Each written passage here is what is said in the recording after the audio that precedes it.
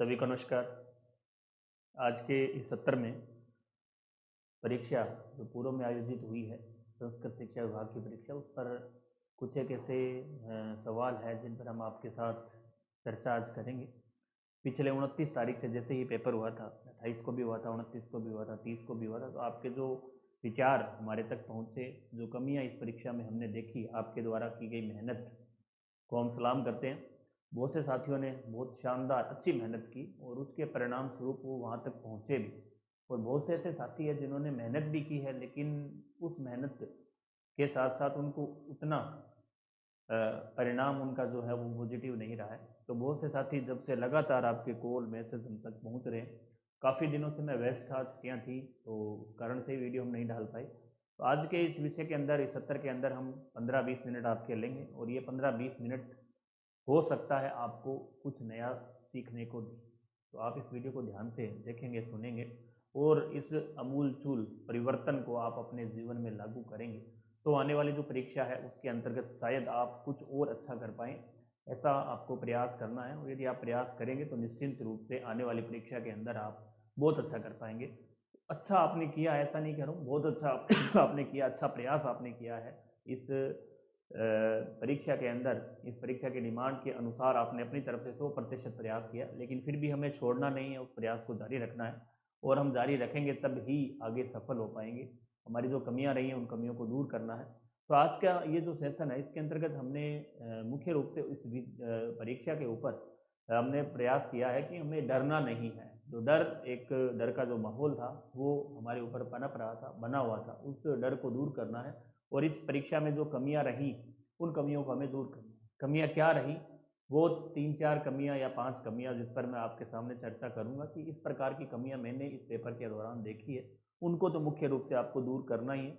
और सही तरीका है, सही समय है। अभी 8 महीने, 7 साढ़े 7 महीने, 8 महीने मान सकते हैं, 8 महीने का समय हमारे पास पड़ा हुआ है। उस 8 महीने के समय के दौरान हमें अच्छे तरीके से सही मैनेजमेंट, सही मार्गदर्शन के अंदर हम यदि शुरू करते हैं तैयारी, तो निश्चित रूप से आप सफलता पा सकते हैं।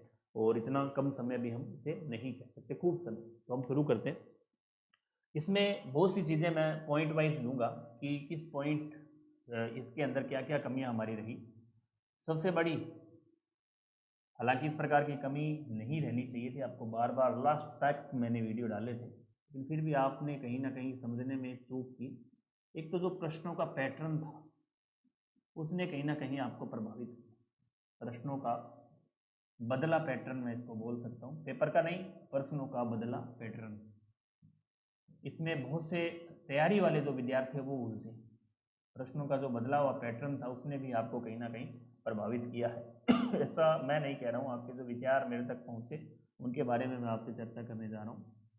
दूसरा पॉइंट, परीक्षा में इससे भी आप कहीं ना कहीं प्रभावित हुए, लेकिन इस ये जादू जो है चला नहीं। परीक्षा में पद, जो भी पद थे इस परीक्षा के अंदर, जो पद है, हालांकि इसका कोई फर्क नहीं पड़ा जिस प्रकार से विद्यार्थियों की जो परफॉर्मेंस रही है उसमें यदि मैं देखूं, लेकिन चर्चा इस पर भी हम करेंगे। इसके अलावा नेगेटिव मार्किंग पेपर के अंदर, इसमें भी आपकी कुछ कमियां रही।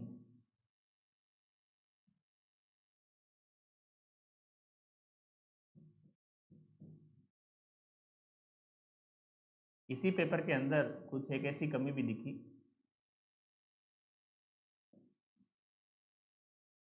जो आपने पाठ्यक्रम पढ़ा,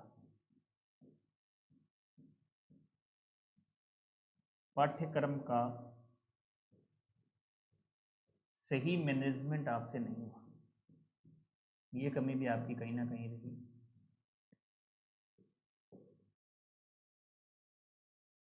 वस्तुनिष्ठ प्रश्नों का अभ्यास आपने नहीं किया।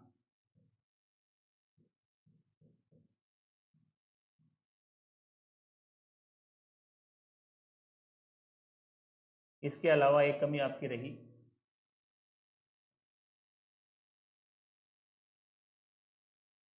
किस सब्जेक्ट को, किस विषय को कितना पढ़ना है, या उस विषय का वेटेज कह लें या उस विषय का महत्व हम कह सकते हैं कि किस विषय का कितना महत्व है। इस चीज़ का आपने उतना सही तरीके से नहीं कर पाए। तो ये वो प्रश्न है जिसके अंतर्गत हम आज के इस सेशन के अंदर आपसे सीखेंगे कि प्रश्नों का बदला पैटर्न, परीक्षा में पद, नेगेटिव मार्किंग, पाठ्यक्रम का सही मैनेजमेंट, वस्तुनिष्ठ प्रश्नों का अभ्यास, किस विषय का कितना रिविजन या महत्व या किसका कितना वेटेज है, उस पर आपका कहीं ना कहीं उसमें भी आपका कमी रही। अब हम बात कर रहे हैं, ये ऐसे सवाल हैं जो आपके द्वारा लगातार मैंने काफ़ी पिछले दिनों से इन प्रश्नों पर आपके जवाब दिए हैं, रिप्लाई किए, आपसे बात की, तो यहाँ ज़्यादातर मुझे ये कॉमन प्रश्न मिले। मैं मेरी तरफ से नहीं कह रहा हूँ, हालांकि मैंने आपको लास्ट तक ये चीज़ें बताई थी कि आपको ये चीज़ें ध्यान रखनी है। लास्ट वीडियो भी मैंने डाला तो उसमें भी मैंने इन बातों पर आप वीडियो जाके देख सकते हैं, इस पर हमने चर्चा की। अब हम देखते हैं कि प्रश्नों का बदला पैटर्न। पेपर का आयोजन जैसा मैंने आपको बताया था कि 2016 से तो मुझे अनुभव है, 16 में, 18 में, 22 के जो पेपर हैं उसमें हमने देखा है कि बदला पैटर्न कैसे बदला, पेपर का नहीं, प्रश्नों का किस प्रकार से बदला। क्योंकि ऐसे कई विद्यार्थियों के बात हुई तो उन्होंने ये क्या कि सर हम समझ नहीं पाए, हमारी तैयारी अच्छी थी लेकिन कुछ बच्चियों के ऐसे कॉल पे आए कि सर हमने जैसे शुरू में बायो के 35 प्रश्न दे रखे थे, हमने सोचा बायो के 35 प्रश्न ही हैं, हम उन 35 प्रश्नों को करने के बाद हमने फिजिक्स को शुरू कर दिया, बीच में फिजिक्स आ गई, उसके बाद हमने केमिस्ट्री को शुरू कर दिया, बीच में केमिस्ट्री आ गई, फिर लास्ट में देखा बायो और दे रखी है, वो 15 प्रश्न हमारे रह गए, उनको हम समय नहीं दे पाए। कुछ विद्यार्थी ऐसे थे जिन्होंने फिजिक्स के इच्छुक थे, कुछ केमिस्ट्री के इच्छुक थे, कुछ कहते टीचिंग मेथड के प्रश्न कम ही है। तो आपको सबसे पहले बोला था कि आपको जब भी पेपर आप करें, कहीं भी करें, किसी भी विषय में करें, टेस्ट में दें, आप मेन पेपर दें, कहीं भी आप पेपर करते हैं तो पेपर को आपको 2 घंटे 40 मिनट का समय दिया जा रहा है, तो आप आराम से उस पेपर को 10 मिनट तक आप पढ़ें, ताकि आपको पता चले कि किस विषय के कैसे प्रश्न आपसे पूछे जा रहे हैं। उसके बाद आपको चुनाव करना है कि आपको कौन से प्रश्न करने और कौन से छोड़ने। लेकिन यहाँ उलझन ये हुई कि आपने प्रश्नों को देखा और देखते ही, पेपर मिलते ही, हमारी आदत क्या है, पेपर लिया, खोला, तुरंत आप उसमें टिक करने लग जाते। तो ये चीज़ें छोटी छोटी बातें हैं, लेकिन ये कहीं ना कहीं हमारे कम से कम इस आधार पर भी बहुत से विद्यार्थी रह गए जो फिजिक्स को नहीं कर पाए।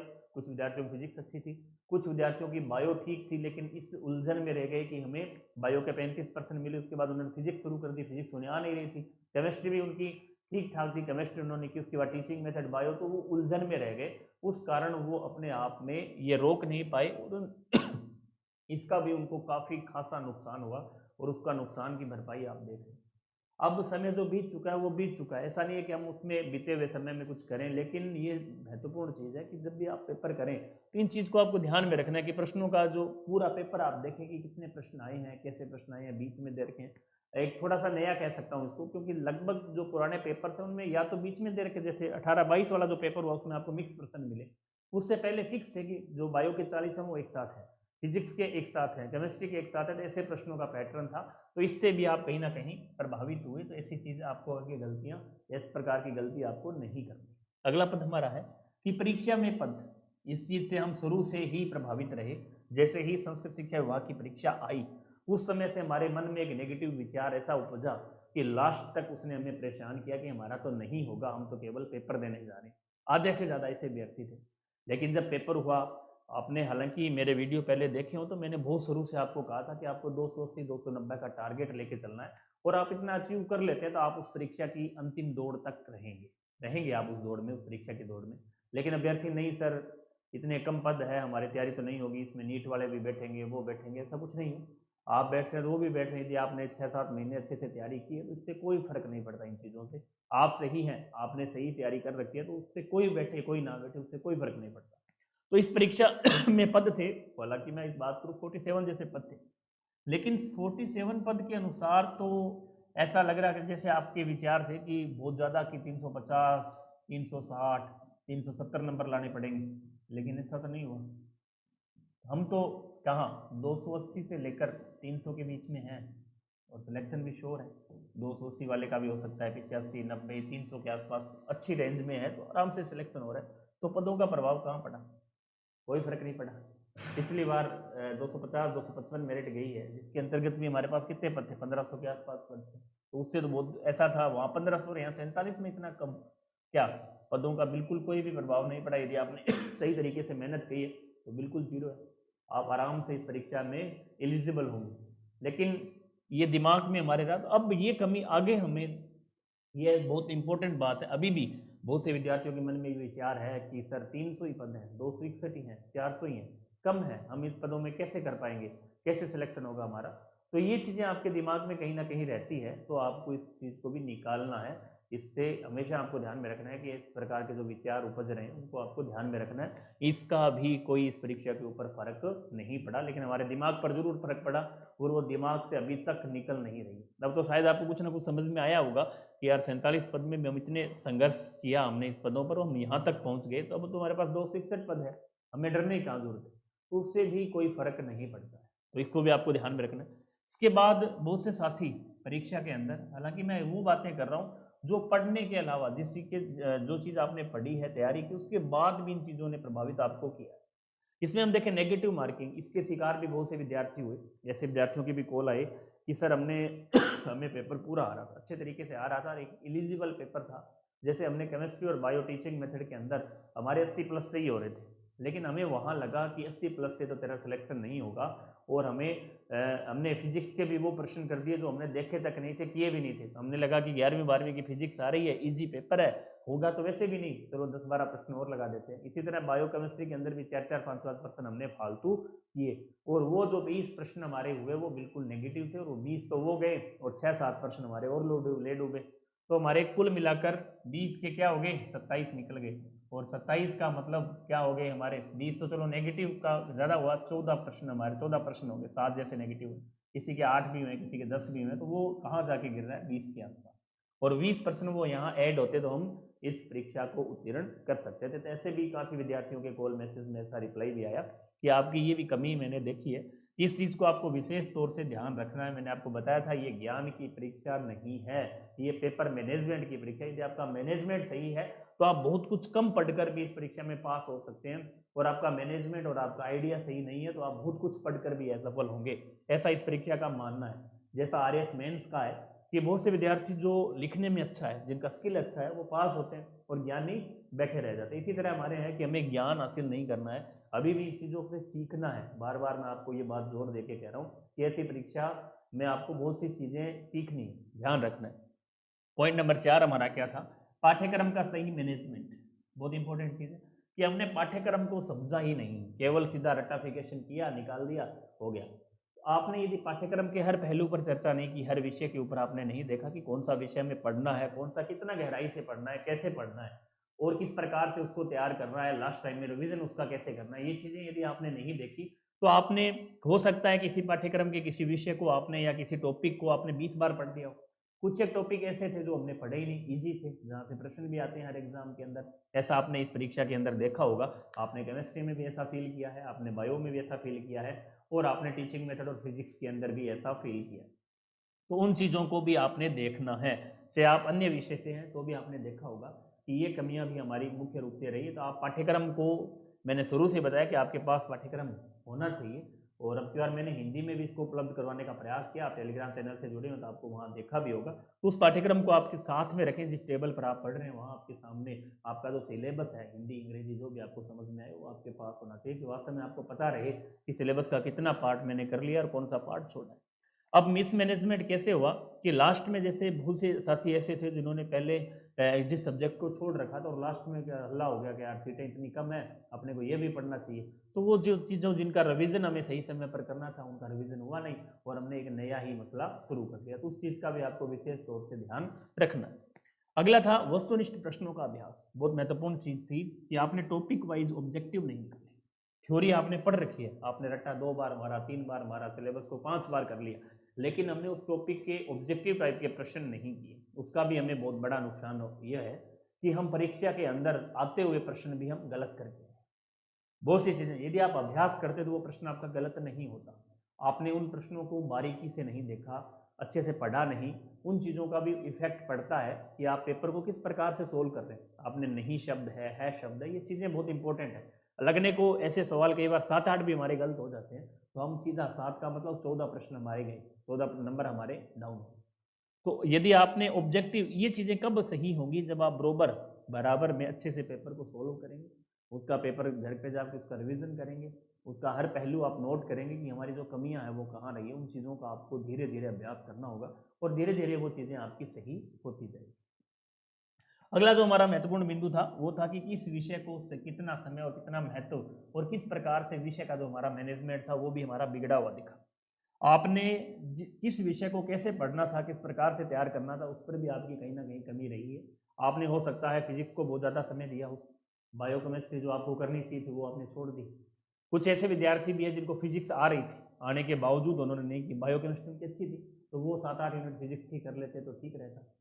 अब वो सारी अलग अलग चीज़ें हैं। आपने मुख्य रूप से है कि विषय का जो मैनेजमेंट है, विषय सब्जेक्ट का जो मैनेजमेंट है वो कहीं ना कहीं आपका गड़बड़ा हुआ दिखा। तो ये सारी कमियां थी जो आपको कहीं ना कहीं पिछाड़ रहे हैं आप। उसके कारण इन कमियों को आपको आने वाले समय में दुरुस्त करना है, सही करना है, तो आप उसका सही समय पर सही चीज़ कर पाएंगे। बहुत सी चीज़ें आपको इसमें सीखने को मिलेगी। परीक्षा हुई है, पद कम थे, लेकिन आप ये मान के चलें कि इस परीक्षा के अंदर हमने बहुत कुछ किया, बहुत कुछ हमारे पास नहीं था, बहुत सारा कुछ नेगेटिव था हमारे पास, पॉजिटिव के नाम पर कुछ नहीं।